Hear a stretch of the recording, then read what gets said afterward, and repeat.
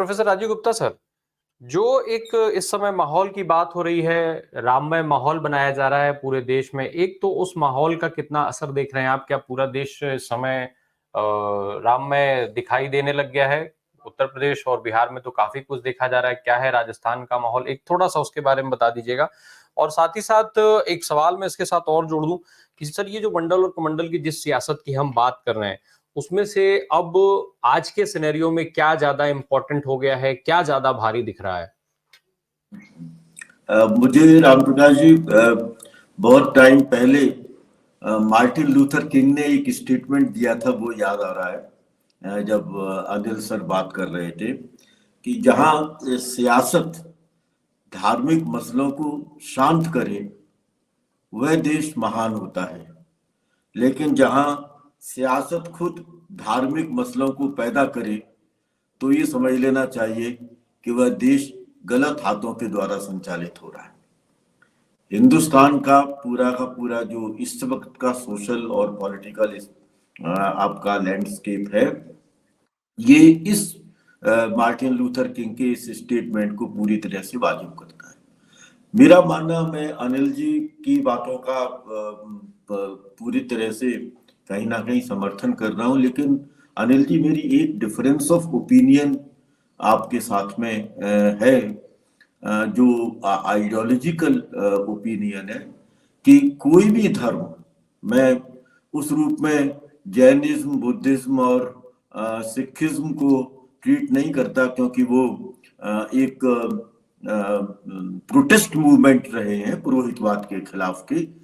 बाकी जितने भी धर्म हैं वो अदरिंग की प्रक्रिया को जन्म देते हैं। अन्यकरण, अन्य लोग, हम बनाम अन्य, और वो जो अन्य है उन अन्य को धार्मिक स्तर पर, जाति के स्तर पर, प्रजाति के स्तर पर, लैंगिक स्तर पर उनको एक हाशिए की जनता बनाने के लिए हमेशा वो उत्सुक रहते हैं, प्रयास करते हैं ताकि उनका खुद का प्रभुत्व बना रहे, धर्म के माध्यम से, राजनीति के माध्यम से, अर्थतंत्र के ऊपर उनका अपना कब्जा बना रहे, और उस कब्जे के द्वारा वो सामने वाले को कहें कि आप अधीनस्थता की संस्कृति के लिए जीने को तैयार हैं, क्योंकि वो ईश्वरीय ताकत ने आपको अधीनस्थता की संस्कृति जीने के लिए कहा है और हम आपको अधीनस्थ बना करके जिएंगे। ये जो स्वामी और दास की प्रथा है वह किसी ना किसी शेप में हर समय धर्म के माध्यम से स्थापित होती रही है, मेरा अपना ये मानना है। रही बात राम प्रकाश जी इस बात की कि राजस्थान के अंदर, देखिए, ये तो पूरे देश के अंदर राममय बनाने की कोशिश कर रहे हैं। हमारे यहाँ पर भी मोहल्लों में, लोकलिटीज में समूह आ रहे हैं और वो अक्षत चावल लेकर के, राम मंदिर की फोटो लेकर के और एक स्टेटमेंट लेकर के हमारे सामने आ रहे हैं। कल हमारे यहाँ भी, हमारी लोकलिटी में भी आए, तो मैंने वैसे ही, क्योंकि मित्र थे, साथ रहते हैं, मैंने उनसे मजाक में पूछा कि क्या भाई कल आप अनएम्प्लॉयमेंट को लेकर के और पॉवर्टी को लेकर के भी इसी तरह से कलेक्टिविज्म दिखाते हुए सरकार के सामने कुछ सवाल रखेंगे? तो उन्होंने मेरी तरफ बड़ी हंसी की मुद्रा में देखा और आगे चले गए। सवाल ये है कि जो तबका है, जो आरएसएस और बीजेपी का तबका है, जो हिंदू जनसंख्या को के एक हिस्से को कॉन्स्टिट्यूट करता है, वो इस समय निकले हुए हैं, और इसलिए हमको पूरे देश में लग रहा है कि राममय, देश में क्या, वो विश्व के अंदर राममय बनाने की कोशिश कर रहे हैं। विदेशों के अंदर जो टेम्पल्स हैं, उन टेम्पल्स के अंदर भी वो कह रहे हैं, वहां की जनसंख्या को भी कह रहे हैं। ये एक तरीके का मुझे लग रहा है कि जिसको हम कहते हैं ना इंपीरियलिज्म, साम्राज्यवाद। साम्राज्यवाद का आर्थिक राजनीतिक ढांचा तो मैंने देखा था, लेकिन साम्राज्यवाद का ये जो एक धार्मिक ढांचा है, जहां मैं ही सर्वश्रेष्ठ हूं, श्रेष्ठ भी नहीं, मैं सर्वश्रेष्ठ हूं, और उस सर्वश्रेष्ठता को सिद्ध करने के लिए मुझे आम जन का हिस्सा होने की जरूरत नहीं है। मैं हजारों करोड़ रुपया खर्च कर दूं, और उस हजारों करोड़ रुपए को खर्च करने के बाद में मैं अपनी श्रेष्ठता को और अपने आराध्य की श्रेष्ठता को सिद्ध करूं, ये एक नए तरह का इकोनॉमिज्म है जो कि धर्म के द्वारा परिभाषित किया जा रहा है। राजस्थान में चूंकि अब बीजेपी की सरकार है तो स्वाभाविक है कि वे यहाँ पर भी राममय बनाने की इसको कोशिश करेंगे, लेकिन साउथ में नहीं है। सही कहा अनिल जी ने, पेरियार वहां पर हैं, दूसरे धार्मिक समूहों के लोग हैं वहां पर। जिस तरह का इकोनॉमिक डेवलपमेंट है उस इकोनॉमिक डेवलपमेंट का संबंध सेक्युलरिटी के साथ में है, तो उस सेक्युलराइजेशन के कारण वहां पर इस तरह का प्रभाव नहीं होगा। अन्य देशों में, अन्य प्रांतों में भी मुझे लगता है कि इसका प्रभाव उतना नहीं होगा। हिंदी बेल्ट जरूर इसको सुनिश्चित करने की कोशिश कर रही है, इंक्लूडिंग गुजरात। और मुझे लग रहा है कि हिंदी बेल्ट का ये जो, मैं इसलिए कह रहा हूं कि एक तरह का साम्राज्यवाद, कि ये जो इलाका है, ये इलाका अब निर्धारित करने वाला है पूरे देश के लिए कि आप कौन से धार्मिक मूल्यों की, धार्मिक परंपराओं की और किस तरह के आराध्य की पूजा करेंगे और उन्हें कैसे मानेंगे। ये नए प्रकार की राजशाही है। तो राजशाही और साम्राज्यवाद, इन दोनों का ये जो मिला जुला स्वरूप है, ये मुझे समूचे देश में नजर आ रहा है। देखते हैं 22 जनवरी को क्या होता है और उसके बाद क्या होता है। और इंडिया अलायंस का अब दायित्व तो बढ़ जाता है, क्योंकि इसको वो किस तरह से काउंटर करेंगे सामाजिक न्याय की बात को लेकर के, क्योंकि सामाजिक न्याय का सवाल धर्म से सुलझने वाला नहीं है। कोई भी धर्म सामाजिक न्याय की बात नहीं करता, वो केवल श्रेष्ठता और अधीनस्थता की बात करता है। ये जो समानता का मूल्य है, ये समानता का मूल्य लोकतंत्र के माध्यम से ही उभर करके आ सकता है, इंक्लूसिव डेवलपमेंट के माध्यम से ही उभर करके आ सकता है। और मुझे लगता है कि वर्तमान जो सत्ता है जो धर्म पर केंद्रित है, वह उस इंक्लूसिव डेवलपमेंट को हमारे यहाँ के फ्रेमवर्क का हिस्सा बनाने के लिए कतई तैयार नहीं है। राजीव सर, जो बात हम कर रहे थे, क्या सामाजिक न्याय का ये जो मामला है, जिस तरीके से इसकी बात हो रही है, और दूसरी तरफ जो जाति जनगणना की बात हो रही है, जो उसकी मांग उठ रही है, ये जो मांगे हैं, ये जो ये मुद्दा है, इसको उठाया जाना, क्या हिंदुत्व के का ये जो अभियान एक तरफ चलाया जा रहा है बड़े पैमाने पर,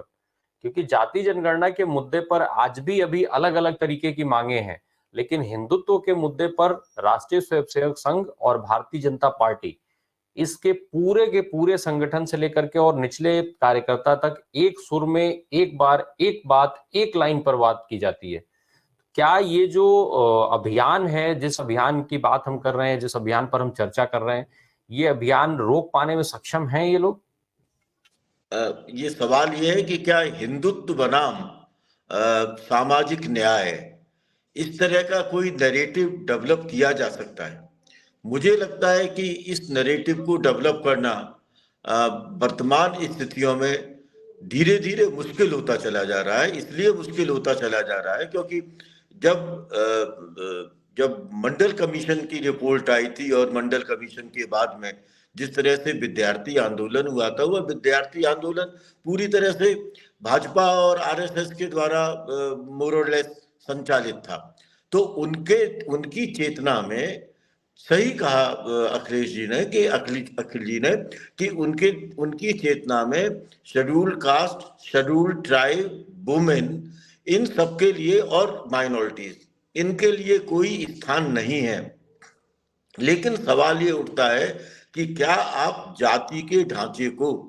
वो चाहे कैसा ही ढांचा हो,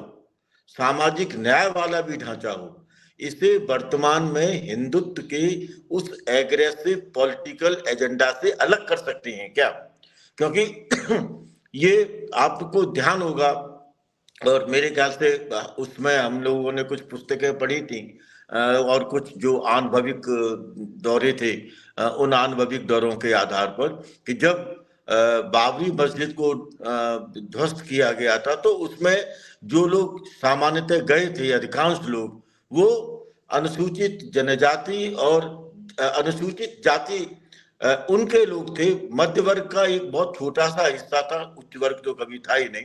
तो उन्होंने उन सब समूहों के अंदर जो सामाजिक न्याय के आधार पर अपनी जीवन पद्धति को एक शिष्ट तरीके से संचालित कर सकते हैं, उनके दिमाग में धर्म की ये जो चेतना भर दी है, इस चेतना के आधार पर वो अभी किसी चीज को सुनने के लिए तैयार ही नहीं है। सही कहा, मैं ब्रजेश जी की एक बात से सहमत हूं कि वो अदरिंग की जो प्रोसेस है ना, ये अन्न की जो प्रोसेस है, वो अन्न की प्रोसेस को चला रहे हैं। अभी तो देखिए राम मंदिर का सवाल है, कभी वो काशी की बात करेंगे, कभी वो मथुरा की बात करेंगे, और अब उन्होंने बंबई के अंदर दरगाह की बात करनी शुरू कर दी है। तो उनका ये जो एजेंडा है कि धर्म के आधार पर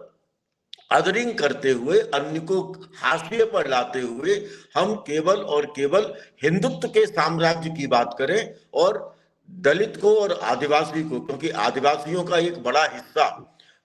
हिंदू नहीं था, लेकिन हिंदूकरण की प्रक्रिया से उनको भी वो हिंदू फोल्ड में लाने की पूरी कोशिश कर रहे हैं। उनके देवी देवताओं को, उनके जो लोकल डिजिटीज थे, उनको भी वो हिंदुत्व के फोल्ड में लाने की कोशिश कर रहे हैं। तो इस वक्त आर्थिक विकास का जो एजेंडा है, उस एजेंडा की बात कोई सुनने के लिए तैयार ही नहीं है। बेकारी की बात कोई सुनने के लिए तैयार ही नहीं है, निर्धनता की बात कोई सुनने के लिए तैयार ही नहीं है, शिष्ट जीवन और औद्योगिक विकास की बात कोई सुनने के लिए तैयार ही नहीं है। ऐसा लग रहा है कि मीडिया के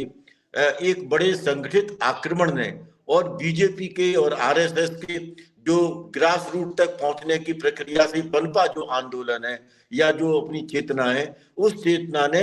हम केवल और केवल धार्मिक मुद्दे को और धार्मिक मुद्दे के भी सांप्रदायिक स्वरूप को, जिसमें अन्य को, केवल